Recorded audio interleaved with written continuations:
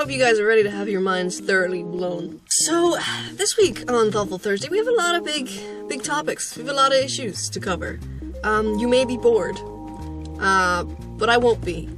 So first up, we have a comment by username Ikipiki. And Ikipiki would like me to talk about what's real versus what's not real.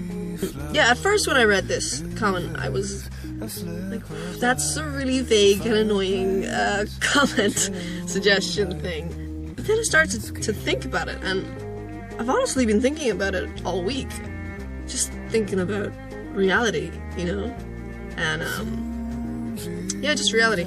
Okay, so let's start with a general definition for what reality is.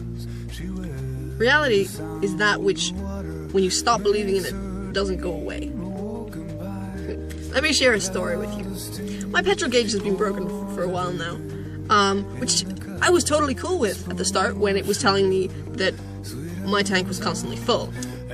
You know, I was really happy to just drive along, delusional. And at one point, I even thought that maybe I had a secret admirer who would sneak into my driveway while I was asleep and fill my tank up with petrol. And I never really stopped to think, wait, this is not real. I do not have a never-ending supply of petrol in my tank. And then one morning, I got into my car, and the needle was on empty. And I had no way of telling if it was actually empty or just straight up broken. And then reality started to set in, and my car wouldn't start.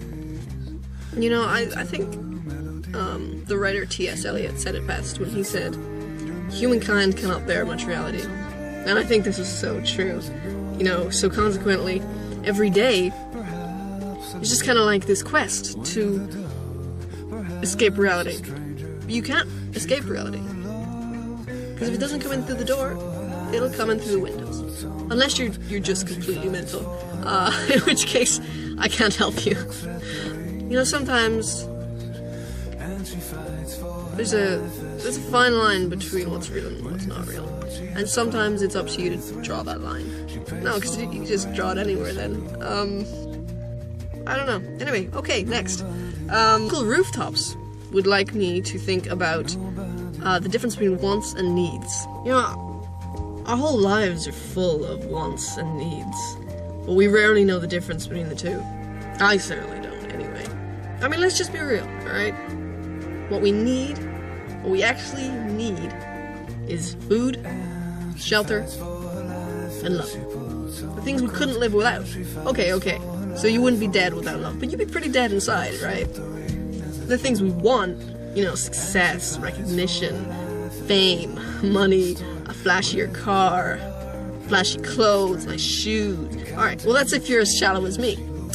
Mahatma Gandhi said, "Earth provides enough to satisfy every man's need, but not every man's greed." So then, what's the difference between wanting someone and needing someone? Immature love says, "I love you because I need you." But mature love says, "I need you because I love you." That's beautiful. Username FinnPank says, "Yo, tell me how yo would manage without any technology at all, ... Now, there's something really ominous about this comment, like they have the power to take away all my technology based on my answer. So, yeah, I'm gonna say I'd be just fine without technology. Well, guys, it's been real. Or has it? Think about that.